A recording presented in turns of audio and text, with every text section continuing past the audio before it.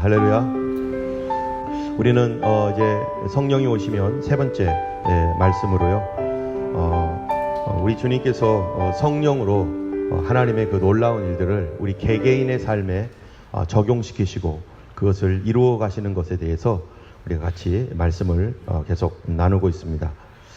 오늘은 사도행전 10장 34절부터 44절 말씀과 또 요한복음 말씀 가지고 같이 말씀을 나누려고 합니다. 특별히 오늘 말씀에 부제목이 있는데요. 부제목은 믿지 아니하는 죄입니다. 여러분 이 세상에서 살면서 가장 근본적이고 가장 큰 죄가 무엇인가 이렇게 생각해 보면은 사람들은 이 세상에서 가장 큰 죄를 살인죄라고 이렇게 보고 있죠. 그래서 이 살인죄는 아주 큰 죄입니다.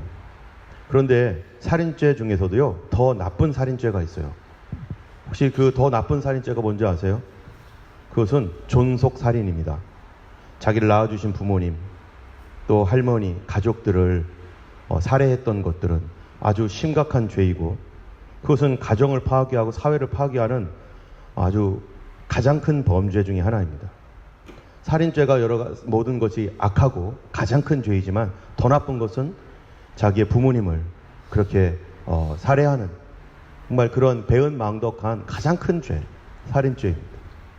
그런데 이 세상에서는 그런 살인죄가 가장 큰데 또 우리가 더 큰 죄가 있어요. 이거보다. 여러분 이거보다 더 큰 죄는 뭡니까? 바로 우리를 지으신 하나님의 아들을 십자가에 못 박아 죽인 죄입니다. 우리의 부모님보다도 그 이전에 우리를 낳으시고 우리를 지으신 하나님의 아들을 보내었는데 그 아들을 십자가에 못 박아 죽인 죄는 더 큰 죄라는 것이죠.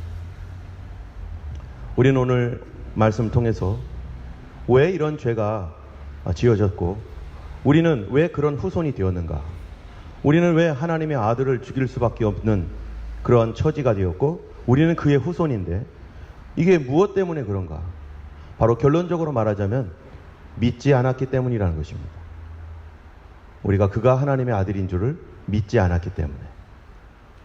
우리는 지난주에 성령께서 세상에 대하여 책망하신다고 했는데 그 성령께서 세상에 대한 책망이 믿지 않음에 대한 책망이었어요. 오늘 본문을 보면은 이 사도행전 10장에 보니까 이 베드로가 사람들에게 이게 설교하고 전도하는 과정 가운데서 38절에 보면은 하나님이 나사렛 예수에게 성령과 능력을 기름 붓듯 하셨음에 그가 두루 다니시며 선한 일을 행하시고 마귀에게 눌린 모든 사람을 고치셨어요. 그런데 그렇게 선한 일을 행하시고 성령으로 마귀에게 눌린 모든 사람들을 고치는 일을 하셨는데 그런데 이 39절에 뭐라고 해요? 우리는 유대인의 땅과 예루살렘에서 그가 행하신 모든 일의 증인이라. 그들이 나무에 달아 죽였으나 주님께서 이 땅에 오시면서 와서 그런 선한 일을 하시고 성령으로 이 모든 일을 행하셨지만 사람들의 반응은 뭐였냐면은 예수 그리스도를 십자가에 못 박아 죽이는 것이 그들이 했던 일이었고, 여러분 그 했던 일은 무엇을 빌미로 했느냐? 바로 종교라는 이름으로 했습니다. 여러분 종교라고 하는 것은 믿음이 아닙니다. 내가 교회를 다닌다고 해서 믿는가? 내가 교회를 다닌다고 해서 정말 믿는 사람인가? 아니면 종교인인가? 종교인은 사람을 자기의 종교의 이름으로 쉽게 죽여요.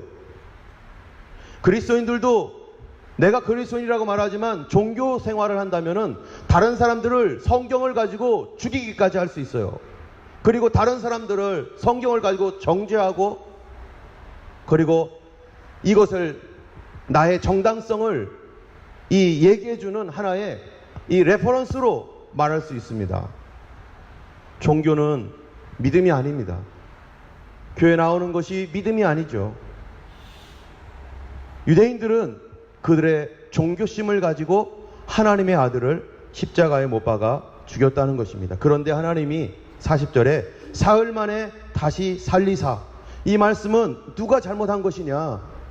누가 잘못한 것이냐? 바로 그 종교심을 가지고 종교적 열심으로 하나님의 아들까지도 죽여버린 바로 그 세상이 바로 잘못한 것이라는 것을 부활을 통해서 나타내 주는 것이죠. 여러분 이 세상은 정말로 타락한 세상이죠.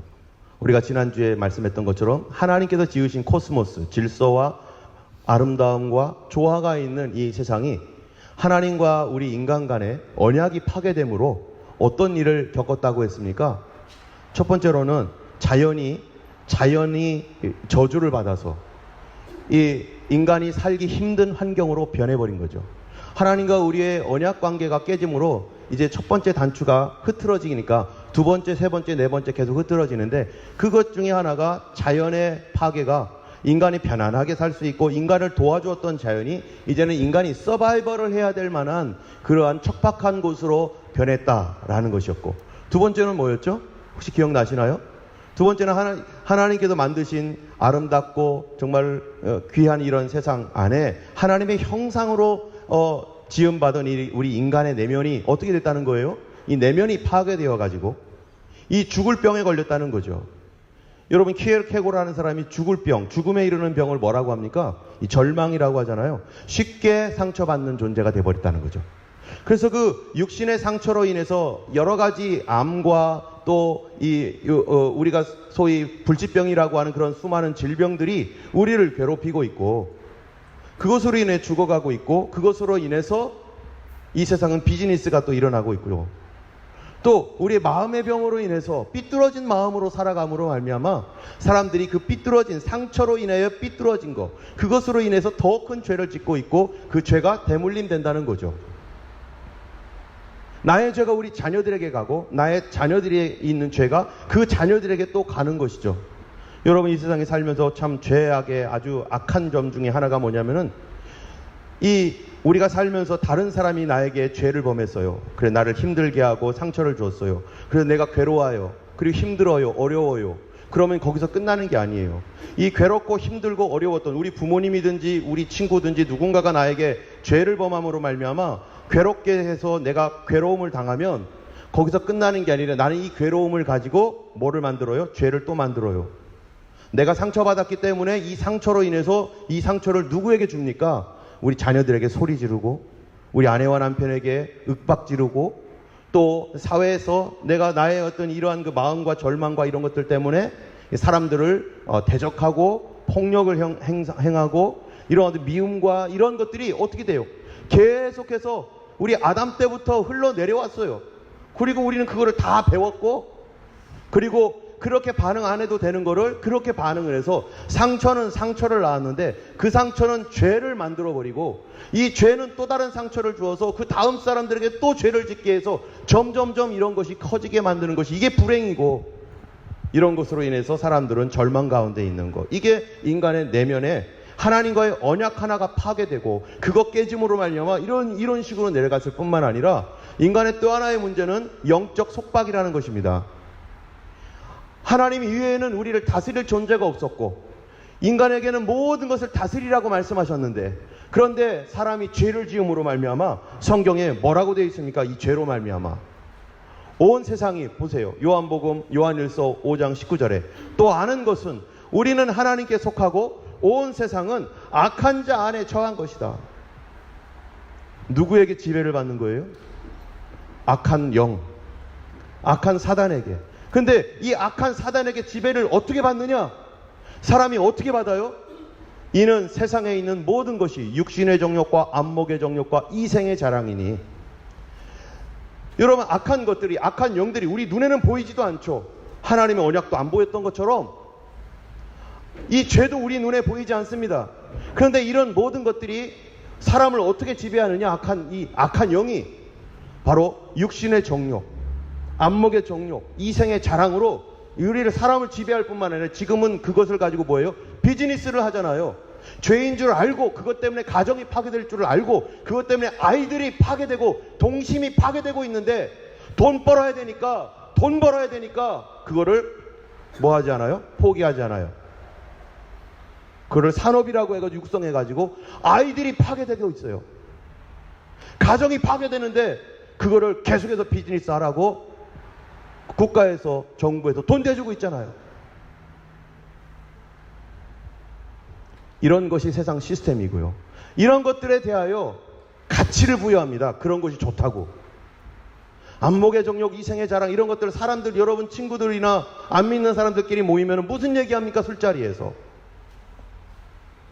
그들의 나눠지는 대화 내용이 도대체 뭐예요? 어떻게 해야지 성공하고, 어떻게 해야지 돈 벌고, 어떻게 해야지 집을 사고, 어떻게 해야지 사람들을 꼬시고. 청년들끼리 모이면은 맨 그런 얘기하면서 음란한 얘기하고, 그거를 세상이 같이 있어 한다는 거예요. 그거를 가리켜서 뭐라고 합니까? 우리가 이 세상의 영, 바로 그게 세상의 영이에요. 악한 영이 이 세상의 영, 여러분 영이라고 할 때 이걸 우리가 잘 감이 안 오지만 세상 정신이라는 거예요. 정신. 그런 정신으로 살고 있다는 거예요. 우리는 도대체 어떤 정신으로 살고 있는가? 그런 것들을 같이 있어 하고 그런 것들을 쫓아가는 정신으로 살고 있는가? 아니면은 우리는 주님의 정신을 가지고 살고 있는가? 우리 정신이 이런 것으로 인해서 타락하고 썩어버리고 가치관이 파괴되어 버렸다는 거예요. 그래서 성경에 보면은 뭐라고 말합니까? 이 세상에 대하여 하나님께서, 성령께서 세상을 어떻게 한다고요? 책망하신다는 거예요. 책망하신다는 말이 뭐냐면 심판받을 것이다. 멸망받을 것이다. 하나님이 반드시 이 죄에 대하여 물을 것이다. 여러분, 특히 큰 문제가 있습니다. 이 특히 큰 문제는요, 인간이 범죄를 함으로 말미암아서 인간 안에 있는 중요한 기능이 상실되었는데, 우리 지난번에 얘기했죠? 뭐였죠? 우리의 인간으로서 가지고 있는, 하나님과 우리 사이에 가지고 있는 아주 중요한 기능이 하나가 파괴되었어요. 우리가 지난번에 얘기한 것처럼 사람이 지금으로 보면 온전한 사람은 어떤 사람입니까? 감정이 살아있어야 되죠. 의지도 살아있어야 되죠. 그리고 생각할 줄도 알아야 되죠. 지정의가 온전한 사람이, 그 사람이 바른 사람 아니에요? 정상적으로 생활하는 사람 아니에요? 그런데 이거는 사람들 사이에서는 지정의, 지식과 감정과 의지가 있으면 정상이에요. 그런데 하나님과 우리 사이에는 이것만 있어서는 정상이 아니에요. 더 중요한 거 하나가 있는데 그게 뭐였어요? 그게 믿음이었습니다. 그 믿음이 파괴됐다는 거예요. 사람들끼리는 그렇게 살아도 되는데 하나님하고는 우리가 믿음이 있어야 되는데 믿음의 기능이 파괴되니까 마치 눈이 있는데 이 눈이 멀어버렸어요. 눈이 실명이 돼버리면 그 다음부터 안 보여서 일어나는 현상이 뭡니까? 그냥 안 보이는 것만으로 끝나는 게 아니라 직업을 잃게 되죠. 운전을 못하게 되죠. 무능하게 돼버린다는 거죠. 아무것도 할 수 없어. 그냥 집에서 있어야 되고 구걸할 수밖에 없고. 그래도 뭔가를 해보겠다는 사람들은 눈이 안 보이려도 할 수 있는 어떤 일들을 해보려고 하지만 정상인처럼 그렇게 못합니다. 인간의 안에 있는 그런 믿음이 파괴되니까. 왜 파괴됐나요? 사람이 먼저 파괴했습니다. 하나님과 언약을 맺었네. 꼭꼭 약속했는데 약속을 먼저 사람이 파괴하니까 그러면 하나님 되는 줄 알았더니 그러고 나니까 뭐가 파괴된 거예요? 우리 안에 있는 믿음이 파괴돼 버렸어요. 안 믿어집니다. 죽었다 깨나도 안 믿어져요. 그리고 믿는다고 말해도 사실은 믿는 게 아니었었어요. 종교 생활하는 거였죠. 이런 고장난 인생, 이렇게 고장난 그러한 그 모습으로 우리가 현재 살아가고 있는 영적 무능, 알지도 못하고 깨닫지도 못하는, 이사야서 44장 18절에 알지도 못하고 깨닫지도 못함이라. 왜냐하면 그들의 눈이 멀었기 때문이다. 여러분, 그런데 이 알지도 못하는 것이 어느 정도 알지 못하느냐? 사람이 믿음이 파괴되었는데 이게 어느 정도까지 파괴되었느냐? 바로 하나님께서 택한 백성이 있습니다. 누가 누구를 택했죠? 하나님께서 이스라엘을 택했어요. 예전에 이스라엘을 택했죠. 아브라함을 택해가지고, 아브라함아, 너의 후손을 통해서 세상 모든 민족이 복을 받을 거야. 아브라함을 택했어요. 믿음의 조상으로. 그리고 모세에게 율법을 줬어요. 하나님 믿는 사람 이렇게 살아가는 거야.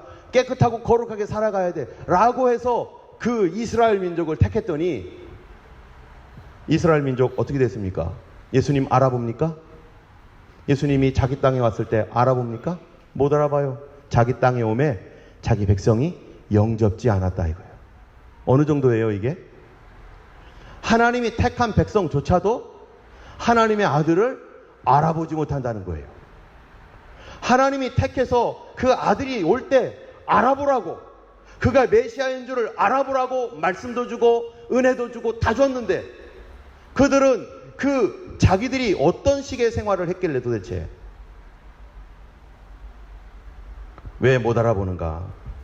여러분, 우리가요 알아보려면은요, 이런 경우, 우리가 이런 이 청년들을 혹시 알라는 모르겠어요. 우리 조나단이나 우리 제이나 이런 얘기 들어봤나 모르겠어요. 선수는 선수를 알아본다. 들어봤어? 우리 조슈아 들어봤어? 선수는 선수를 알아본다. 이렇게 하면 뭐야? 이건 뭐야? 데이비 들어봤어? 선수끼리 알아봐. 그 얘기를 쉽게 말하면요, 의사 있잖아요. 의사를 알아볼까요? 못 알아볼까요? 의사가 쓰는 용어를 딱 보면 아, 저 사람 의사네. 근데 의사가 쓰는 용어가 있는데, 근데 의사를 그 사칭하는 사람, 가짜 의사는 그 용어를 안 사용한대요. 뭔지 모르겠어요. 그러면 의사들은 안 돼요. 아, 저 사람 가짜다. 저는 잘 모르는데 선수는 선수들끼리 알아본대요. 골프를 여기에 치시는 분들도 계시겠지만, 골프 잘 치는 사람은 잘 치는 사람 알아보겠죠, 뭐. 그죠? 사기꾼은요, 사기꾼을 알아볼 거예요. 저거 사기꾼 맞네. 나랑 똑같네. 다 알아본대요. 하나님의 사람은 하나님의 사람 알아봅니다. 그렇지 않겠어요? 믿음의 사람 말 몇 마디 들어보면 아, 이 사람 믿음 있구나, 없구나, 이거 알아요. 이 사람이 믿음으로 말하는구나. 그렇다면 하나님의 백성은 누구 알아봐야 돼요? 하나님의 아들을 알아봐야죠. 그들이 진짜 하나님 백성이면, 그들이 진짜 신앙을 가지고 있으면 알아봐야죠. 근데 못 알아봐요. 자기 땅에 오매 자기 백성이 영접지 아니하였으나. 왜 못 알아보나? 하나님께서 그들을 택했더니 그들은 어떻게 생각하냐면은 나는 하나님이 택한 백성이야. 그리고 이방인들, 젠타일은요, 하나님 버린 민족이야. 저것들은 다 하나님 버렸어. 그러면서 자기는 교만하고 다른 사람은 무시하는, 그러면서 이들은 그거를 믿음이라고 생각해요. 근데 믿음입니까? 진짜 믿음은 그게 아니에요. 믿음은 그럴 수가 없어요. 이들은 종교 생활을 했습니다. 그들은 자기의 욕심을 위해서 신앙이라는 것을 이용했을 뿐이에요. 하나님 말씀을 이용하고. 믿음은 그런 식으로 가는 것이 아니기 때문에. 아들이 왔는데도 몰라보고 어떡합니까? 십자가에 매달아 죽입니다. 아들인 줄 모르고. 이게 그들의 영적 실력이었죠. 만약에 그들이 아들인 줄 알았다면 그러지 않았을 것입니다. 그 사람들은 이렇게 생각했어요. 자기들 생각에는 하나님의 아들이 오시면 어떻게 오실까? 여러분, 하나님의 아들 하면은요, 우리는 예수님이라는 거 알고 있고, 그래서 예수님은 이렇게 이런 모습이지 라고 하지만, 예수님이 오시기 이전에 그 세상, 헬라 세계죠. 로마 엠파이어가 지배하고 있고 헬라 문화가 지배하고 있는 그 세상, 로마 제국이 다스리고 있는 그때 조그만 이스라엘 팔레스타인 지역에 예수님이 오셨는데 하나님의 아들로 오셨어요. 그런데 그 당시에 모든 로마 엠파이어에 있는 사람들은 하나님의 아들, 신의 아들 그러면 무엇을 생각합니까? 그 당시에 뭐가 있어요? 바로 그리스 로마 신화, 미토올로지라죠. 미토올로지. 그들은 어떻게 생각합니까? 신의 아들, 제우스의 아들, 헤르메테스라든지 주피터라든지 비너스라든지 이런 그들이 말하는 신화 속에 나오는 그러한 이 사람들은 다 영웅이에요. 힘도 세고 옷도 멋지게 입고 능력도 많고 뭐든지 할 수 있고, 그런데 인간과 똑같아. 더럽기는 똑같아요. 그들이 생각하는 하나님의 아들이라는 것은 멋지고 화려하고 번쩍번쩍거려야 돼요. 그런데 참 하나님께서 하나님의 아들을 보냈는데 그 모습이 아닌 거예요. 자기들이 생각하고 알고 있는 그 대단한 모습이 하나도 아닌 거예요. 성경에 보니까 예수님 엄청 가난했어요. 인자는 머리 둘 곳도 없다. 또 이사야서에서는 그분의 모습에 대하여 뭐라고 합니까? 그는 마른 땅에서 나온 뿌리 같아서. 여러분, 뿌리가 멋집니까? 마른 땅에 나온 뿌리, 드라이한 땅에서 나온 뿌리. 그래서 뷰티, 마제스티 그런 거 없어요. No beauty, no majesty. 우리가 딱 보면 와, 저분은 참 훌륭해 보여. 와, 저분은 정말 뭐 있어 보여. 이런 분들 앞엔 고개가 절로 숙여지는데 예수님 그런 거 하나도 없대요. 누구만 알아봐요? 진짜 믿는 사람만 알아봐요. 진짜 영성 있는 사람. 또 우리 보기에 흠모할 만한 어떤 것도 없다는 거예요. Nothing in his appearance that he should desire him. 와, 저분처럼 되고 싶어. 이런 게 눈꽃만큼도 안 보이는 거예요. 예수님 못생겼습니다. 예수님은 빼짝 말랐습니다. 사람들 볼 때 외면하거나 무시하기 십상입니다. 예전에 어떤 목사님 간증을 들었는데요. 그 목사님이 어느 날 가다가 정말 가난하고 불쌍한 집이 없는 홈리스를 만났습니다. 추운 겨울에 덜덜덜덜 떨고 있는데 자기가 그냥 거기 앞을 지나가는데 갑자기 마음속에 성령님께서 저 사람에게 너 오늘 파카 멋진 거 입고 왔잖아. 근데 이거 어제 샀대요. 어제 산 파카. 근데 그거 저 사람 춥다. 저 사람 줘라. 주여 어찌하여 나를 시험에 들게 하시나이까. 어찌하여 이 파카는 나 한 번밖에 안 입었는데요, 주여. 근데 너 저 사람 가까이 가니까요 찌린내가 나는 사람이에요. 근데 가려고 하는데 스톱하고서 저 사람 줘. 고마워할 줄도 모르는 사람이에요. 고맙습니다라고 말하겠어요? 그런데 하나님께서 그런 감동을 주니까 내가 그냥 갈 순 없다. 정말 내 몸으로는 정말 그러고 싶지 않지만 벗어서 줬답니다. 그랬더니 이 사람이 멀뚱멀뚱 쳐다보더니 뭐 고맙다고 했는지 안 했는지 기억은 안 나요. 그리고 이분은 하면서 갔어요. 나중에 어떻게 그분이 하나님께서 하신 말씀을 들었는지 저는 잘 모르겠지만 그때 주님께서 하셨던 말씀이 그게 바로 나였다. 네가 그 사람에게 했던 그것이 바로 나였다. 이 사람 충격받았습니다. 그런 줄 알았으면 장갑도 줄걸. 그런 줄 알았으면 신발도 줄걸. 예수님의 모습은요 화려하고 대단하고 인기 있고 영웅 있고 이런 것이 아니라, 기쁘고 그런 것이 아니라 힘들고 어렵고 소외된 그곳에. 그러다 보니까 예수님이 자꾸 하는 일마다 사람들에게 걸리는 거예요. 예수님을 사람들이 뭐라고 하냐면 죄인의 친구다 이렇게까지 얘기해요. 죄인들의 친구. 그렇기 때문에 마음이 교만한 사람은요 예수님 알아볼 수가 없어요. 여러분, 우리가 마음이 교만하니까 하나님 못 알아본 겁니다. 예수님 오셔도 못 알아봐요. 선수는 선수를 알아보는데 저분 속에 예수님이 계시구나, 저 상황 속에 예수님이 계시구나, 거기에 예수님이 계시구나를 못 알아보는 거예요.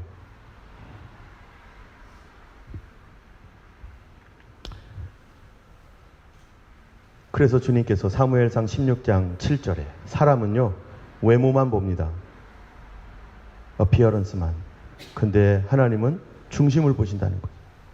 하나님 말씀하셨어요. 내가 보는 것은 사람과 같지 아니하니 사람은 외모를 보거니와 나 여호와는 중심을 보느니라.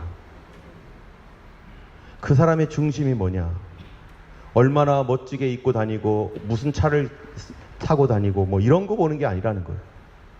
하나님은 그 사람의 중심이 뭔지. 그러다 보니까 예수님께서 이런 분이 됐어요. 같이 한번 읽어볼까요?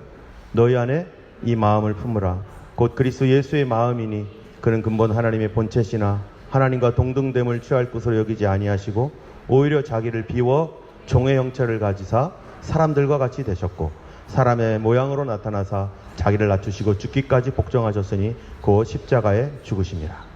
같이 읽겠습니다. 우리 주 예수 그리스도의 은혜를 너희가 알거니와 부요하신 이로써 너희를 위하여 가난하게 되심은 그의 가난으로 말미암아 너희를 부유하게 하려 하심이라. 하나님께서 하나님의 모든 것을 다 갖고 있었어요. 예수님이 그 모든 것을 가지고 있었는데 자기를 비워 종의 형체를 가지사 사람의 모양으로 나타나서 사람과 같이 되었는데, 그것도 어떤 사람이요? 볼품 없는 사람, 풍채, no beauty, no majesty, nothing desire to him. 아무것도, 우리가 참 보기에 와 할만한 아무것도 없는 그런 모습. 근데 예수님이 왜 그렇게 되느냐? 우리를 위하여 가난하게 되셨다는 거예요. 누구만 알아볼 수 있어요? 마음이 겸손한 자만 알아볼 수 있어요.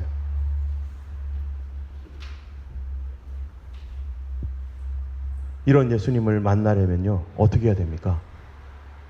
가던 길을 멈추고 어려운 사람 눈을 한번 봐야 되는 거죠. 이런 예수님을 만나려면 내가 멋지게 살고 내가 잘 나가고 있고 나는 괜찮다라고 생각하면 절대로 그 예수님을 만날 수 없어요. 이것은 그 사람이 돈이 많으냐 돈이 없느냐, 지위가 높으냐 낮으냐 이런 문제가 아니에요. 그 사람 마음이 어떠느냐. 내가 잘난 멋에 살고 내가 최고야, 내 말이 맞아, 내가 옳아 라고 하는 마음 가운데는 예수님 만날 수 없습니다. 예수님을 만나려면 그 사람이 낮아져야 돼요. 그래서 어렸을 때는 우리가 쉽게 예수님을 그나마 만납니다. 저도 중학교 1학년 때 예수님 만났으니까요. 근데 어른이 되어서 예수님 만나기가 참 어렵습니다.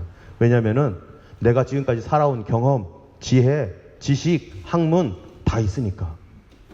그런 거 갖고 안 됐어. 이 내 생각이 너무 강하다 보니까. 그래서 어른이 되어서 예수님 만난 사람은 정말 대단한 거예요. 누가 해준 겁니까? 내가 만나게 된 게 아니라 주님이 만나게 해준 거예요. 예수님이 눈을 열어주신 거예요. 예수 믿을 마음이 생겼다. 그거 놀라운 기적인 거예요. 왜냐하면 우리는 더 화려하고 멋진 거 좋아하지, 겸손하고 낮아지고 삐쩍 마른 거 좋아하지 않기 때문이죠. 결국 이스라엘 백성은요, 자기 하나님을, 자기 예수님을, 자기 왕을 십자가에 못 박아 죽이는 그런 죄를 범했습니다. 하나님의 택함을 받은 그 자녀들이라고 하는 이스라엘도 그러는데, 그렇다면 세상은 오죽하겠어요.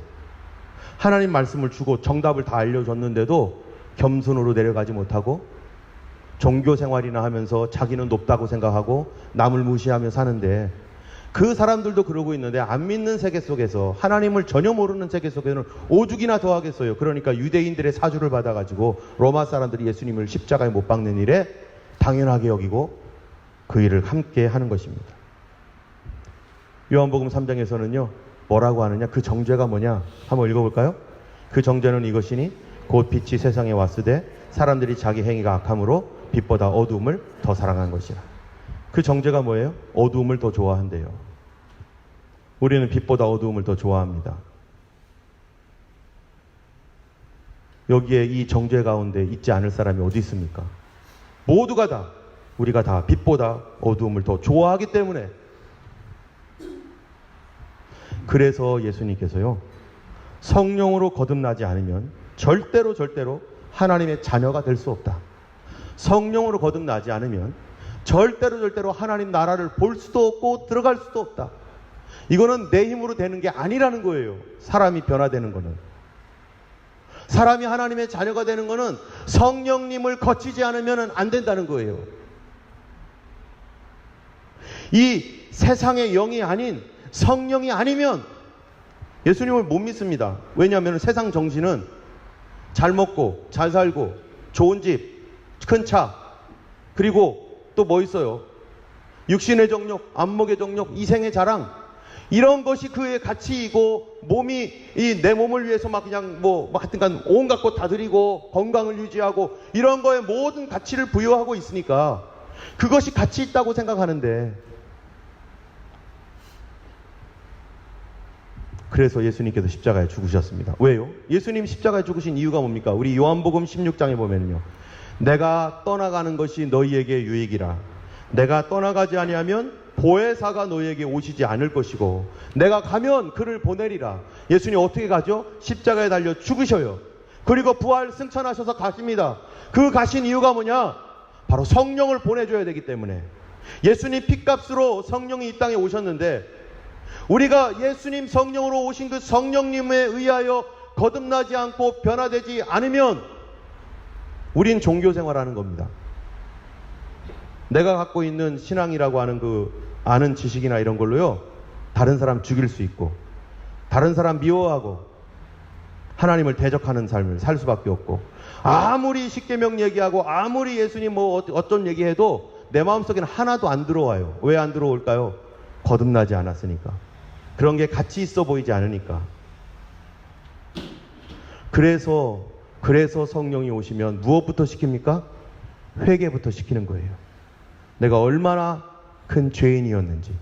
그래서야 내 눈이 띄어지는 거예요. 아, 내가 죄인이구나. 내가 죄가 있다는 거구나. 근데 무슨 죄지? 여러분, 우리가 죄가 있다고 하는데 성령님께서 알려주시고자 하시는 죄가 도대체 뭘까? 그 죄가 뭔지 아세요? 믿지 않는 죄입니다. 우리는 이 문제들이 왜 시작되었는지 알아야 돼요. 자연과의 인간과의 관계, 내 내면에 이 무너지고 깨져가지고 온갖 이 삐뚤어진 마음들과 또 인간관계 다 깨지고 그래서 삐뚤어지고 내 미래에 대하여 안목의 정욕, 이생의 자랑 이런 걸로 바라보는 이 가치관, 그래서 그거를 위해서 죽고 살고, 그게 아니면은 어떤 사람은 자살까지 하고 있고 이러고 있는 이 세상 가치관, 이거를 어떻게 바꿉니까? 성령이 아니면 이게 바뀌어나가지가 않습니다. 어떻게 한순간에 성령이 아니면 어떻게 한순간에 이게 바뀌겠어요? 그래서 어떤 분이, 저는 이 찬양을 좋아해요. 주 예수 내 맘에 들어와 계신 후 변하여 새사람 되고 내가 늘 바라던 참빛을 찾음도 주 예수 내 맘에 오심, 주 예수 내 맘에 오심, 주 예수 내 맘에 오심, 물밀듯 내 맘에 기쁨이 넘침은 주 예수 내 맘에 오심. 여러분, 이 문을 통과해야 합니다. 아직 성령의 거듭남의 문을 통과하지 않았다면 우리는 종교생활, 아무런 쓸데없는 종교생활을 하고 있는 것입니다. 예수님의 핏값이 그냥 나에게는 아무런 의미가 없고 그냥 버려지고 있는 것입니다. 여러분, 이 문을 통과하기 위해서는 내 스스로 할 수가 없습니다. 그래서 성경에 거듭나야 된다고 하는 거예요. born again. 여러분, born이라는 게 뭡니까? born. 여기에 혼자 태어나신 분 계세요? 나는 스스로 태어났다? 아무도 혼자 태어난 분이 없어요. 누가 태어나게 해줬어요? 엄마 뱃속에서 태어나게 됐어요. 여러분, 우리가 거듭날 때 나 혼자 거듭납니까? 내가 노력해서 거듭납니까? 그런 사람 없습니다. 누가 거듭나게 합니까? 성령께서 거듭나게 하는 것입니다. 그래서 주님, 날 좀 거듭나게 해주세요. 날 좀 거듭나게 해주세요 라고 구하고 있는 것이죠. 회개할 때요, 죄사함을 받게 되고 새 생명을 얻는 회개를 우리가 비로소 하게 되는 것입니다. 그런데 그때 뭐를 알게 되냐? 이 내 속에 독사 같은 내가 있다는 걸 알게 되는 거예요. 내가 얼마나 독사 같은지, 얼마나 뱀과 같은지 징글징글한 나 자신을 보게 되고, 그것 때문에 괴로워하고 탄식하는 마음이 생기는 것이 바로 성령께서 우리 안에 회개를 주실 때, 그래서 내가 그 책망하시는 그 세상에서 빠져나와서 누가 되는 겁니까? 하나님 나라의 백성이 되는 것입니다. 성령은 이 세상을 책망하신다는 얘기를 기억하셔야 됩니다. 이 세상을 심판하신다는 거예요. 마지막 때에 반드시 이 세상이 심판되기 때문에 주께서 빨리 배를 갈아타라. 이 배 무너질 거니까 빨리 배 갈아타라. 그 배가 무슨 배입니까? 킹덤 오브 갓. 하나님 나라의 백성으로, children of God, 하나님 나라의 백성으로 빨리 갈아타지 않으면, 그 갈아타기 위해서 하나님이 하신 일이 뭡니까? 예수님이 이 땅에 오셔서 십자가에 달려 죽으시고 그 예수님의 피로 말미암아 구원받는 백성들을 누가? 성령이 우리의 피를 바르셔서 마치 무엇처럼요? 군뱅이가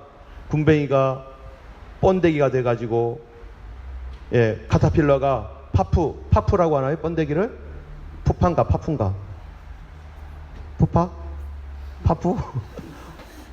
하여튼 그거 있지. 지난번에 우리 봤잖아. 파푼지 헷갈린다. 예. 그 파푼지가 돼가지고 며칠 만에 나비가 돼요?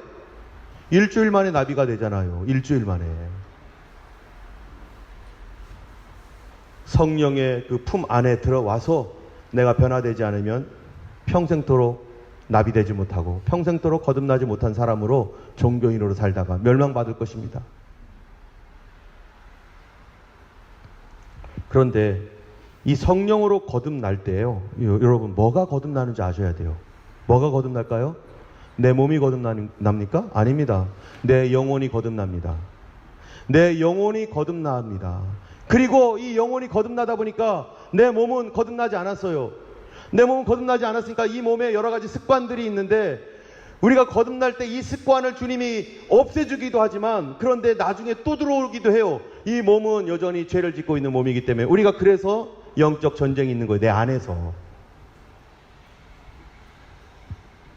그런데요, 더 근본적인 거는 여러분, 육신의 죄는 도대체 어떻게 들어오느냐? 안목의 정욕, 이생의 자랑, 육신의 정욕, 이런 걸로 되죠. 그런데 이것이 들어오게 된 근본적인 배경이 뭐였습니까?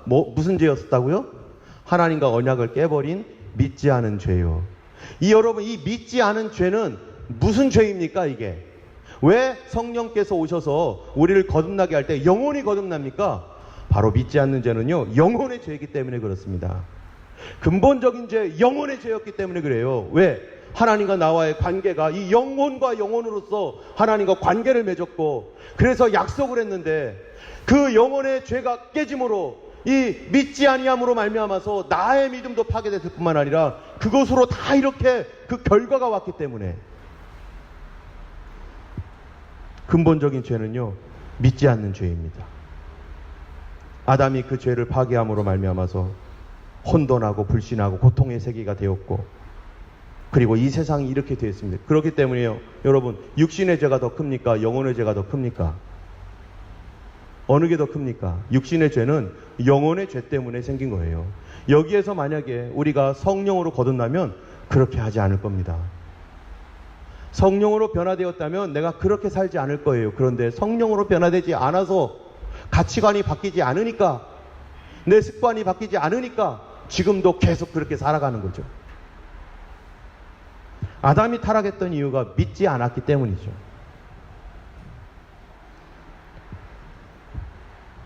그래서 성령님이 책망하신다는 겁니다. 그런데요, 여러분 한번 생각해 보세요. 요한복음 16장 7절에서 11절에 보면은, 저희가 성령께서 이 세상에 대하여 죄에 대하여 책망하신다고 했는데, 죄에 대하여라 함은 뭐라고 했죠? 죄에 대하여라 함은 저희가 나를 믿지 아니함이요, 이렇게 돼 있어요. 죄에 대하여라 하면 저희가 나를 믿지 아니함이요. 여기서 나는 예수님이거든요. 그러면 예수님의 뭐를 안 믿죠? 예수님의 얼굴을 안 믿습니까? 예수님의 얼굴? 우리가 예수님 얼굴 보고 하나님의 아들인 걸 믿습니까? 아니죠. 아무도 예수님의 겉모습 보고 옷차림 보고 믿지 않습니다. 그러면 예수님이 더 정확하게 예수님을 믿지 아니하는 그 정확한 말이 뭐냐? 예수님 말을 안 믿는다는 거예요. 예수님 말하셨는데 그 말을 안 믿어요. 여러분, 우리가 사람이 있는데요, 그 사람이 아무리 말을 해도 말 안 믿으면 안 믿는 거죠. 말을 안 믿어요. 말을. 여러분, 예수님께서 이렇게 말해요. 요한복음에서는 7번에 걸쳐서 나는 누구다, 그렇게 말을 해요. 나는 누구다. 근데 아무도 안 믿는다는 거예요. 이 말에 대해서 예수님이 첫 번째, 나는 생명의 떡이다. 근데 안 믿어요. 나는 세상의 빛이다. 안 믿어요. 내가 양의 문이다. 안 믿어줘요. 내가 선한 목자라고 그래서 양을 위하여 목숨을 버린다고 안 믿어요. 나는 부활이요 생명이라니까 안 믿어요. 내가 길이고 진리고 생명이야. 안 믿어. 나는 참 포도나무라니까 내 곁에 붙어 있어야 된다니까 안 믿어. 안 믿어. 그러니까 어떡합니까? 예수님을 십자가에 못 박아 죽입니다. 뭐를 안 믿어요? 예수님 말한 거 안 믿습니다. 그런데요, 구원받은 성도들도요, 마찬가지예요. 우리가 예수님이 나의 구주라는 것을 성령으로 말미암아 믿었긴 믿었는데, 그런데 이 믿는 믿음을 가지고 더 앞으로 전진해야 되는데 우리 삶에 도전이 있어요. 그건 뭐냐면은 사단이 우리 영이 주의 말씀을 믿지 못하게 여러 가지 방법으로, 환경으로 우리를 의심나게 하고 믿지 못하게 만들어요. 그런데요, 여러분 아까 보세요. 믿지 않는 죄는 어디에 해당되는 죄예요? 내 영혼에 해당되는 죄입니다. 근본적인 죄. 그러면 우리가 믿지 아니함으로 거듭났고 구원받았는데도요, 여러분 하나님 말씀 다 믿나요? 저는 아직도 다 못 믿고 있는 것 같아요. 영혼으로 거듭났는데도 하나님의 모든 말씀을 다 믿고 있는가? 믿기까지는 시간이 걸리더라고요. 그런데 사단은 못 믿게 하려고 도전하는데 우리가 안 믿으면 무슨 일이 생깁니까? 믿지 아니함은 뭐라고요? 죄에 대하여라면 내 말을 믿지 않는 것, 나를 믿지 아니함이요, 그거를 책망하신다는 거예요. 여러분, 우리가 하나님의 말씀을 믿지 아니함으로, 우리가 하나님의 말씀을 믿지 아니함으로 어디에 타격을 받습니까? 내 영혼이 타격받습니다. 내 믿음이 타격을 받습니다. 안 믿으니까.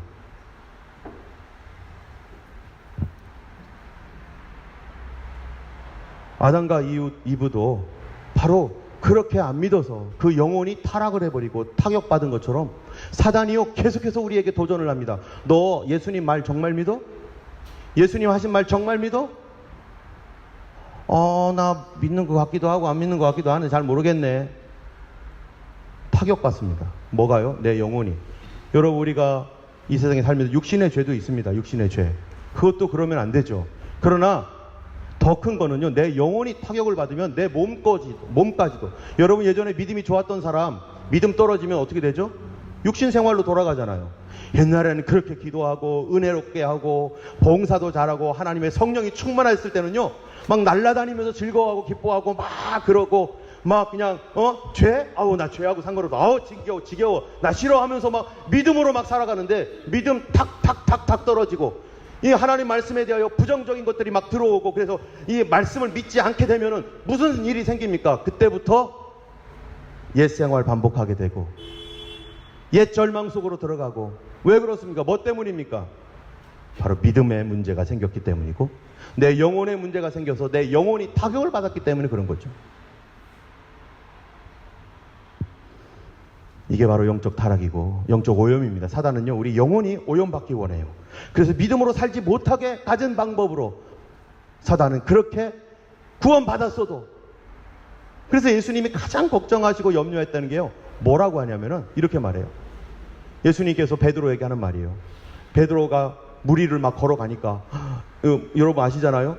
폭풍이 일어나는데 예수님이 걸어오니까 베드로가 예수님 맞습니까? 예수님 맞아요. 그랬더니요, 예수님 그래 나다. 그러면 예수님 나를 무리로 걸어오라고 해주세요. 걸어와라 했더니 어떻게 해요? 베드로가 팔짝 뛰어가지고 예수님 하고 걸어가다가 어떻게 돼요? 가만히 있어. 내가 뭔 짓 하고 있지? 내가 지금 이게 무리를 걸어가는 거야? 하는 그 순간 푹 들어가는 거죠. 환란 풍파 속에서 막 뛰어갔는데 갑자기 푹 들어가니까 베드로가 그때 예수님 날 좀 도와주세요. 그랬더니 하시는 말씀이 뭐라고요? 손을 내밀어 이러시되 믿음이 적은 자여 왜 의심하였느냐? 거기까지 간 것만도 대단한 건데 우리는 이 세상에 누가 걸어갔어요? 아무도 못 걸어가. 그것도 대단한데 예수님은 왜 중간에 의심하였느냐? 너 중간에 의심하였느냐? 처음 시작했는데 왜 중간에 의심했느냐? 우리도 그래요. 처음 가면은요, 막 열심히 막 동기가 생겨서 막 갑니다. 그런데 가만히 있어 보니까 이게 내가 미쳤지. 그러니까 중간에 의심 팍 들어오면요, 뒤돌아서 버리는 거예요. 그 순간 푹 빠져버리는 거예요. 예수님이 이거를 안타깝게 여기시는 거예요. 그 다음 말씀도 보세요. 이에 제자들에게 이르시되 어찌하여 이렇게 무서워하느냐? 너희 믿음이 어찌 없느냐? 풍랑이 일어날 때 사람들이요, 배에서 막 어쩔 줄 모르는 거예요. 예수님은 저쪽에서 잠을 자고 있는 거예요. 사람들이 막 예수님을 깨우기 시작하면 예수님 우리가 죽게 되었습니다. 어떻게 이렇게 잠만 자십니까? 그러면서 예수님이 일어나면서 하신 말씀이 풍랑과 바다야 잠자나라 하시면서 너희가 어찌 믿음이 없느냐. 여러분, 정말 뭐를 못 믿고 있는 거예요, 우리가. 하나님 말씀 안 믿고 있다는 거예요. 주님이 책망하신다는 거예요. 이 믿음이 없고 패역한 세대요, 내가 얼마나 너희에 대하여 더 참아야 되느냐. 이 미련하고 선지자들이 말한 모든 것을 마음에 더디 믿는 자들이요, How foolish you are, and how show of heart to believe that all the prophets have spoken. 안 믿는다는 거예요. 안 믿어져, 안 믿어져. 부활했는데요, 예수님이 부활하셨어요. 역시 안 믿어요. 그러니까 이 마음이 완악한 것을 꾸짖으시면서, 여러분, 안 믿는 이유 뭐라고요? 마음이 교만한, 마음이 완악해서 안 믿는 거예요.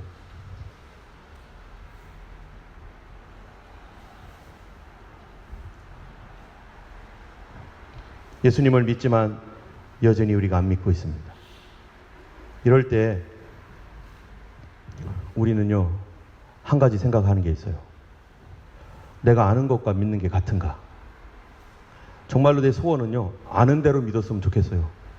내가 아는 만큼만 믿었으면 좋겠어요. 그런데 내가 아는 것과 믿는 게 갭이 생깁니다. 다릅니다. 예수님이 병 고쳐주신다는 거 압니다.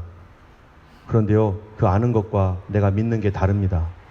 나는 그것까지 못 믿어요. 예수님이 내 문제 해결해 준다는 거 성경을 봐서 배웠어요. 알아요. 그런데 안 믿어져요. 그리고 믿고 싶지 않아요. 내가 노력해야지. 내 병은 내가 고쳐야지.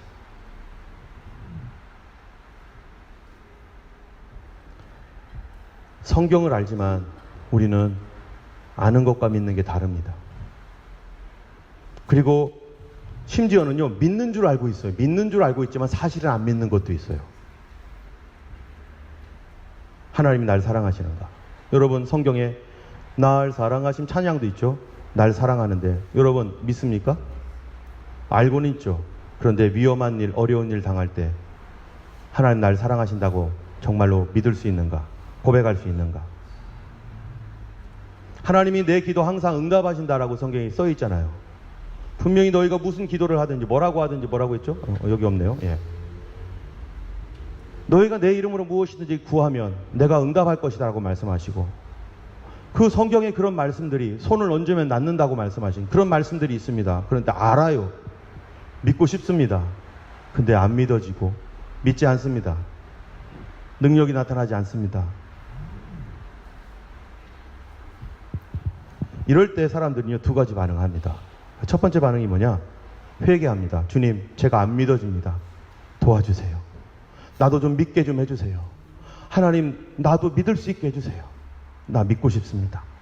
내가 잘못되었습니다. 주님은 분명히 약속하셨고 그렇게 된다고 하셨는데 나는 할 능력도 없고 나는 안 됩니다. 예수님, 날 좀 도와주세요. 회개합니다. 주님, 나에게 책망하시는 줄 압니다. 나는 예수님의 제자들에게 어찌하여 믿음이 없느냐라고 말했던 것처럼 주님 분명히 나에게 그런 말씀 많이 하셨을 거라고 생각이 돼요.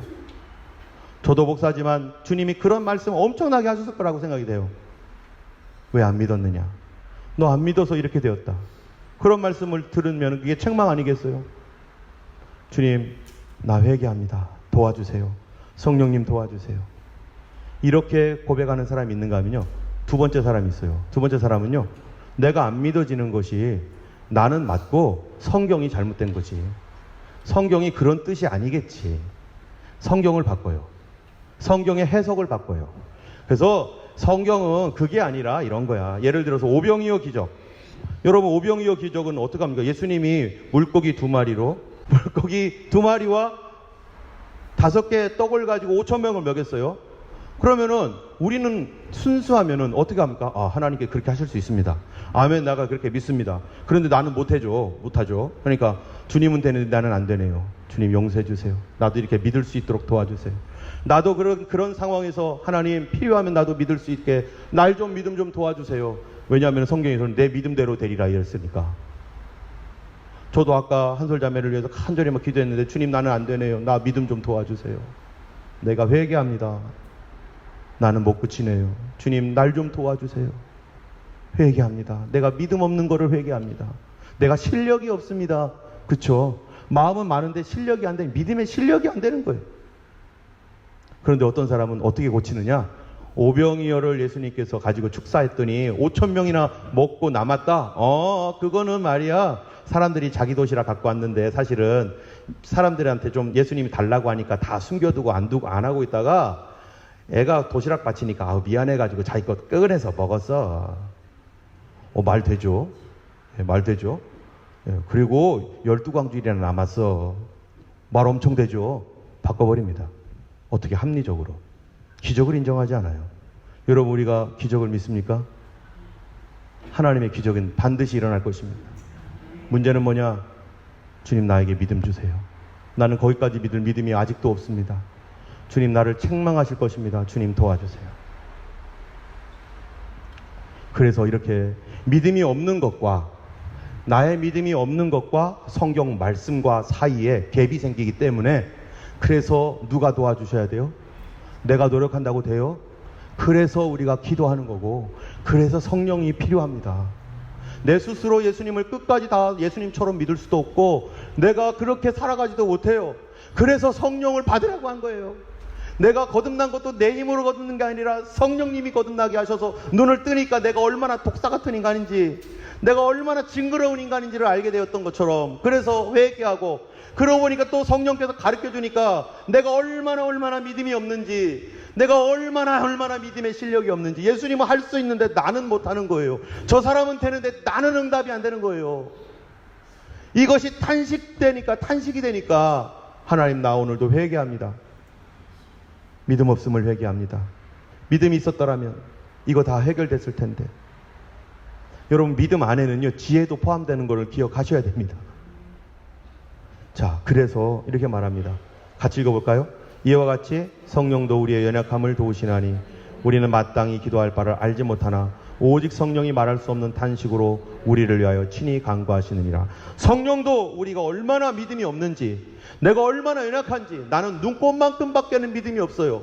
그런데 놀라운 말씀은 예수님이 뭐라고 하셨느냐? 너무 감사한 말씀은 그거 필요 없다 말하는 게 아니라, 겨자씨 하나할 만한 믿음이 있어도 이 산을 옮기어 저리라 빠뜨리려면 그대로 될 것이다.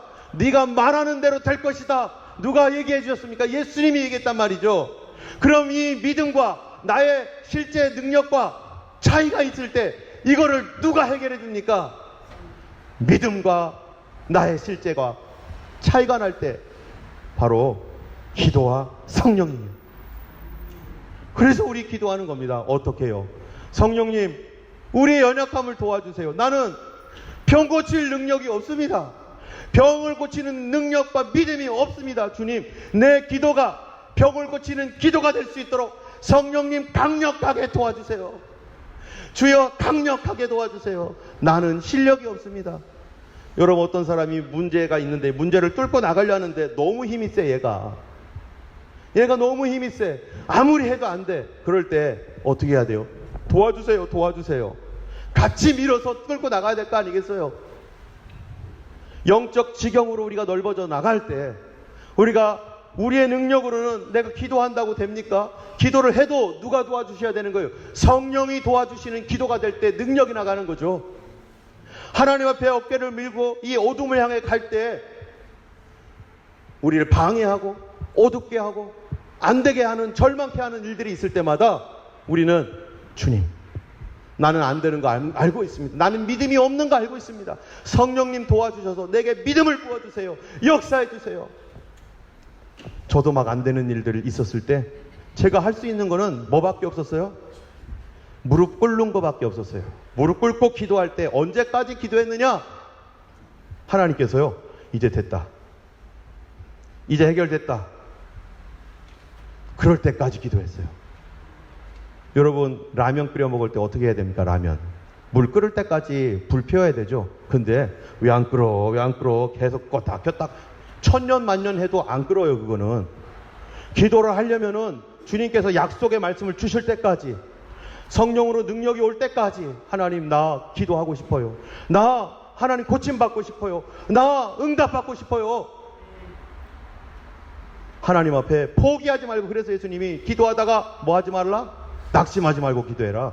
낙심할 때가 가장 큰 능력이 나타날 때입니다. 기도와 능력. 여러분, 이것 기도 이외에는 이런 유가 나갈 수 없느니라 하셨던 예수님 말씀처럼 여러분, 믿음이 있는 사람, 믿음이 필요한 사람은 기도해야 됩니다. 기도하는 사람은 성령의 도움을 받아야 됩니다. 우리 가족의 구원을 위해서 내가 애쓰지만 안 됩니다. 성령의 도움을 받아야 됩니다. 주님께서 말씀하실 때까지 기도하셔야 됩니다. 저도 기도하다가 뭐가 뚝 부러지는 소리가 나면 이제 됐구나. 그럼 여지없이 돼요. 내가 하는 게 아니라 하나님이 해주세요. 세상 방법은 내가 움직여야 되지만 하나님의 방법은 하나님이 움직여 주셔야 되는 거예요. 하나님이 움직일 때까지 기도하셔야 되는데, 하나님은 네가 진짜 믿느냐? 성령님의 도움을 받아라. 할렐루야. 성령님이 우리를 도와주십니다. 다음 주에 어떻게 기도해야 될 것인가, 그리고 우리는 무슨 말씀까지 믿어야 되는지에 대해서 우리 계속 말씀 나누기를 원합니다. 우리 주님께서 우리에게 믿음을 강하게 해주시길 간구하고, 우리를 통해서 놀라운, 지금까지 어둠의 영역에 있었고 나의 능력 밖에 있었던 것들을 주님 앞에 말씀과 그 기도와 성령의 도우심으로 뚫고 나가는 우리가 되고 우리 교회가 되기를 예수님의 이름으로 축원합니다. 우리 같이 기도하겠습니다. 주님, 내가 믿음이 없습니다. 주님, 책망하실 것입니다. 주님, 날 용서하옵소서. 나에게 믿음을 주셔서 내가 믿음이 있다라고 하지만 사실 기도하지 않았습니다. 사실 믿지 않았기 때문입니다. 주님, 나에게 믿음 주세요. 나의 더 큰 믿음 주셔서 더 어려움도 이길 수 있게 하시고 뚫고 나가는 능력을 주셔서 성령님 도와주옵소서. 주님, 책망하시건대 하나님, 나 정말 믿음 없습니다. 주님, 나에게 믿음을 주옵소서. 우리 같이 하나님 앞에 회개하며 지금까지 믿음 없었던 것 고백하며 함께 기도하겠습니다. 할렐루야. 거룩하신 하나님 아버지, 우리의 믿음 없음을 도와주시옵소서. 어찌하여 믿지 아니하였느냐라고 주님 말씀하셨을 때, 주여, 우리는 하나님, 저는 그거밖에 할 수 없습니다. 주여, 성령님 도와주옵소서.